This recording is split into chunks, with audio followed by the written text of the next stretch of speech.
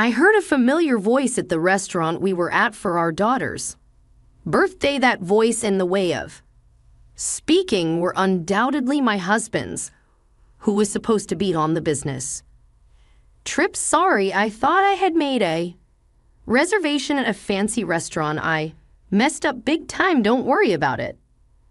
I'm happy anywhere as long as I'm with you. Thanks, you're so sweet. God, I love you. Their conversation sounded like something out of lovey-dovey couple. There was no doubt it was his fear in progress.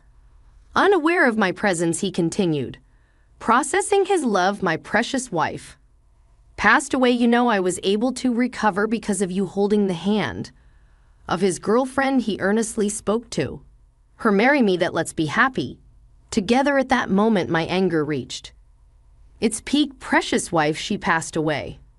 What the heck is he talking about? Your wife is right here overtime and working on weekends. Were all lies. Proposing to his girlfriend on our daughter's birthday is just unforgivable. My husband, who had been betraying us, would face reckoning the next day. My name is Nala.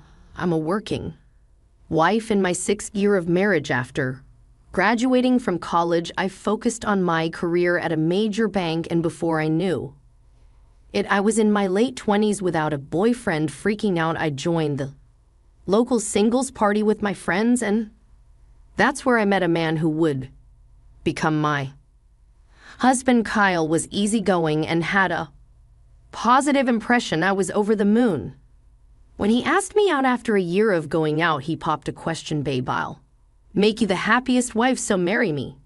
Oh my God, yes, I love you so much. And so we got engaged. After that, we went to announce the news to my parents, who were as happy as us. Then it was his family's turn, but his mother had already passed away, so there was only his father. As we headed to Dave's place, Kyle mentioned something about him. For the first time, I have to admit I'm not very comfortable around him. Oh, why? He's pretty stern and used to give me a hard time when I was younger. I see. I had no idea. He sounded nervous, so I tensed up a little as we approached the house. Contrary to my imagination, Dave gave me a warm welcome. While he seemed tough, he treated me with courtesy. Nala, he can beat a handful sometimes, but please take care of him. Don't worry, Dave, I'm used to it by now. Kyle, yourest in the family. Now take responsibility and be a good husband to her. I know, Dee. And so our first introduction to the in-laws ended. Afterward, we got married, moved into a new apartment, and began our newlywed life. Right after we started living together, I realized that he couldn't do any housework well. He used to leave alone, so it was more like he had no intention of doing it. Dirty laundry would be over the floor, and he wouldn't even bother to clear dishes after eating. I asked him to help with housework once, but he simply dismissed it. Isn't that a wife's job? When you get married, are you serious? Asking me to do it, I was totally stunned and couldn't say anything back to him.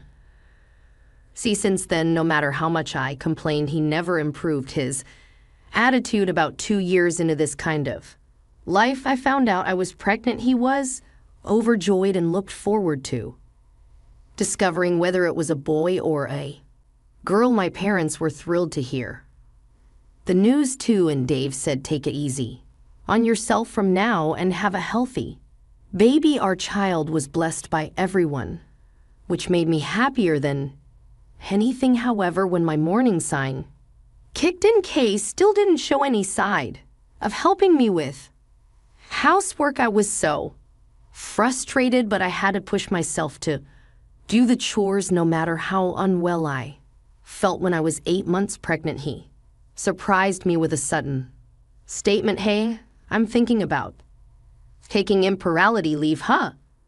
Really? Yeah, you know, my company is Scandinavian, and a lot of my colleagues are from there. I see them taking leave and being involved in the caring of their newborns. It's pretty cool. As you may know, Scandinavia is one of the most advanced regions when it comes to the family support system, learning that he was aiming to become an involved dad.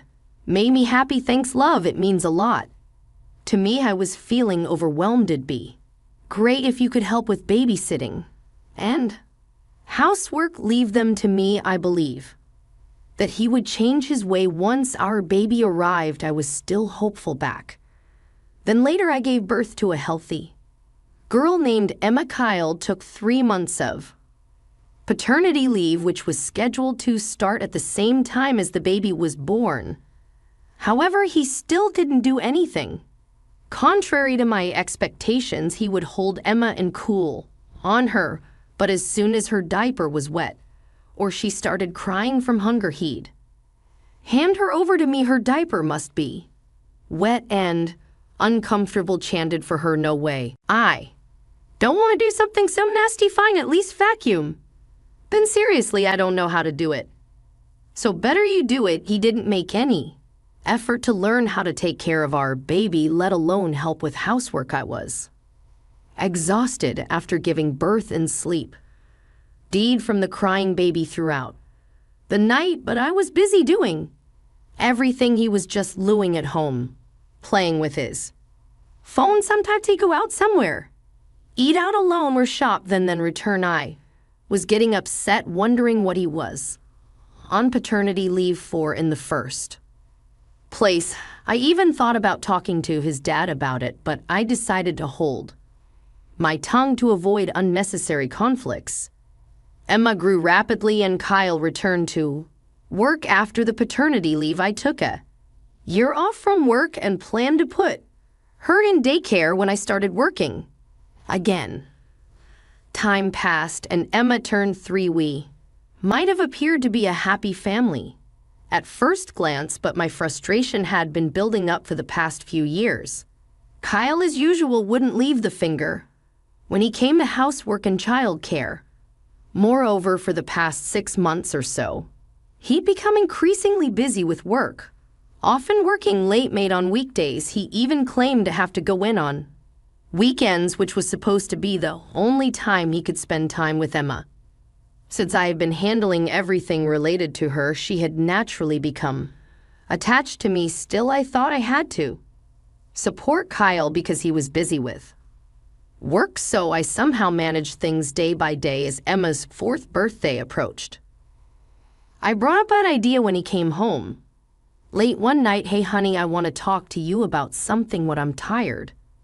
You know, he replied with a hint of annoyance, but I continued with the serious expression. Emma's birthday is next Wednesday. I really want us to celebrate as a family, so can you try to come home early? No way, I'm swamped with work right now. Anyway, I've got a business trip that day. Oh, come on, you've been spending no time with her for a while now. She misses you. Yeah, right, she's always glued to you, calling for her mommy. That's because you.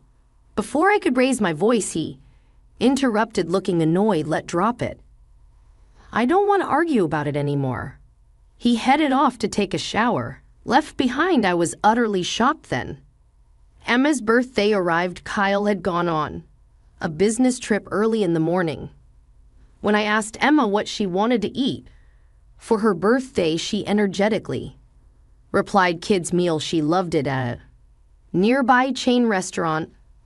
I agreed to her request, and after picking her up from daycare, we had it there. However, it was closed for renovation. Well, we have no choice. Let's go to a different location, and so we ended up going to another one a bit farther away. The place was crowded, and we had to wait for about 20 minutes before being seated. I'm really hungry. You can eat as much as you want.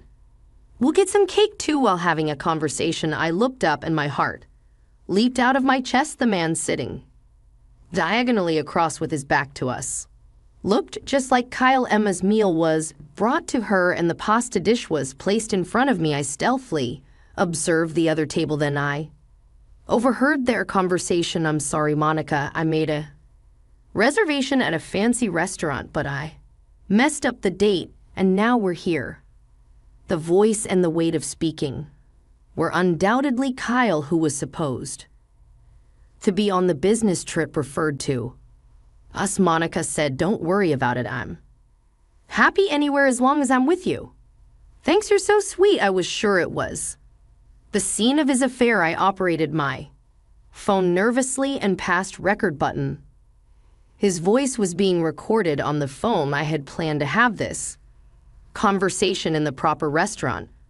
"But what is it? As you know, my previous wife passed away. I was able to recover because of you." "Oh, baby," holding her hands, he said with a serious tone. "So Monica, Red, marry me. Let's be happy together."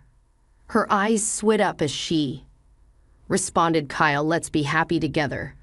For your previous wife's sake too." At that moment, my anger reached its peak. "Previous wife, she passed away. What the heck is he talking about? Your wife is right here overtime and working on weekends were all lies. Proposing to his girlfriend on our daughter's birthday is just unforgivable." "Mommy, what's wrong? You look scary." Emma's voice made me snap out of it. "Oh, it's nothing. Here, have some cake." I looked up again, but they had already left the restaurant after celebrating her birthday. With a forced smile, we returned home and I took action immediately. The next day after finishing work, I waited for Kyle to return home.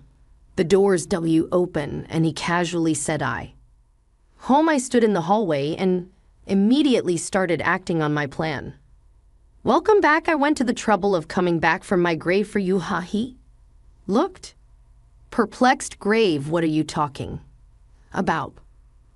"Well, you said I passed away, right? What? I was able to recover because of you. So Monica, Red, marry me. Let's be happy together." I had editing the recording to be loud and clear. His voice echoed through the hallway. At that moment, his face turned pale. "What the heck is this? Were you in that restaurant yesterday?" "Obviously, that's where I heard you saying this." "God damn it, this is an invasion of privacy." "Proposing boldly in the public place, and now you're talking about privacy." "But wait, what's the deal? I'm supposed to have passed away without knowing it." "That's," I sighed as he stammered, "you know, divorce is inevitable. After this, I'm going to claim alimony from you, so be prepared." "Divorce, Eleni? Hold on, do you have a problem with that?" I grimaced and he blurted out with a red face, "It was just a joke." "Joke, right? There's nothing going on between me and her. You can't just come after me for Eleni without evidence." Then a couple figures appeared from the living room. "What, Monica, what are you doing here?" And Dad too. Monica was glaring at him with an intense expression, and Dave was standing with his arms closed, showing his anger. After I got home from the restaurant, I searched for Monica Reed on social media and contacted her, revealing everything. Judging from the conversation I had, thought she didn't know the truth. I was right. She was terribly shaken and apologized to me. I accept her apology and asked her to help me. I also explained the situation to Dave, who rushed over. I left Emma with one of my mommy friends and ambushed Kyle with them. Monica, he muttered as if in a daze. Then she started screaming at him. "You said you were lonely because your wife passed away, right? And she's still alive, and there's even a child. What's up with that?" "But that's your proposed shamelessly. Even thought you were already married. I was a fool to accept this garbage." She threw the ring box at him and hit him square in the face, and he crouched down in pain. "Ouch, what the heck are you doing? I'm going to sue you for marriage fraud. I'm coming after you for tons of money.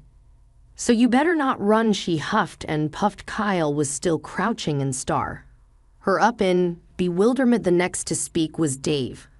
"You're really a fool. You betrayed Nala and Emma, and on top of that, you deceived a young woman. You're an absolute idiot who has strayed from the path. It's as pathetic as it gets." He then approached Kayli and delivered a powerful slap. There was a sharp sound and Kyle groaned he in pain, clutching his face. But not uttering a word, I watched him, with a cold gaze. Come on, get up first. Apologized to Naladev's face was contorted in anger as he pulled him up. Tears wet up in Kyle's eyes as he began to apologize. I am so sorry. Please forgive me. Please say you forgive me, otherwise my old man's going to I don't even want to think about it. He trembled and hung his head down, and I gave him a lashing. Who would forgive you? I don't want a husband who doesn't do any housework or child care, and on top of that cheats without a care in the world. We're definitely getting divorced. Even if I have to fight in court, I'll make sure I get custody and alimony. Oh no, he looked dazed while Dave grabbed him by his neck and dragged him out of the house. Then Monica took my hand and apologized again. I too said I apologize for my husband's behavior. Later, my divorce with Kyle was finalized and I gained custody of Emma. I claimed $130,000 in loan as alimony for his infidelity and child support. Apparently, Monica also managed to get some compensation from him. Of course, he couldn't afford such a large sum, so Dave lent him the money and paid it all. He was furious about the whole incident and made Kyle quit his job. He arranged for him to work at the Acquaintances Forestry Company. Kyle's currently deep in the woods cutting trees and repaying the debt to Dave. He's never done manual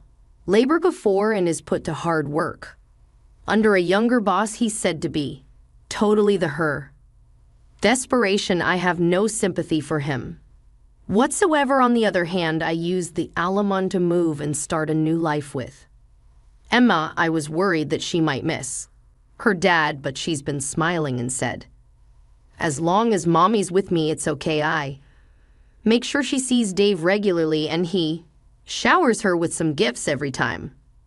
I'm looking forward to watching her grow and living life with a positive attitude.